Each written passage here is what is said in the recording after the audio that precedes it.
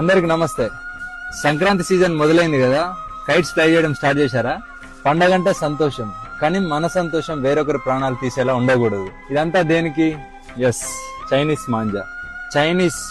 Chinese nylon and synthetic fibre coated with glass powder. అంటే దీంట్లో గాజు పొడి వాడతారు.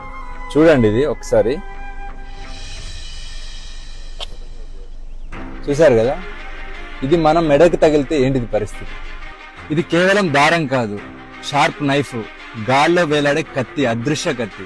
2-వీలర్ రైడర్స్ కి, యానిమల్స్ కి, బర్డ్స్ కి ఈ చైనా మాంజా తగిలి డీప్ కట్స్ జరిగి, హెవీ బ్లీడింగ్ జరిగి ప్రాణాలు పోతున్నాయి. వీటి వల్ల చాలా మంది జీవితాలు నాశనం అవుతున్నాయి. ఒక్క చిన్న సరదా ఎన్నో కుటుంబాల్లో తీరని శోకాన్ని మిగులుస్తుంది. ఇది నాన్ బయోడిగ్రేడబుల్, ఇది భూమిలో కలవదు, ఇది బ్యాండ్ థ్రెడ్. ఈ మాంజా ఎవరైనా ఇల్లీగల్ గా అమ్మితే మీ నియరెస్ట్ పోలీస్ స్టేషన్ లో రిపోర్ట్ చేయండి.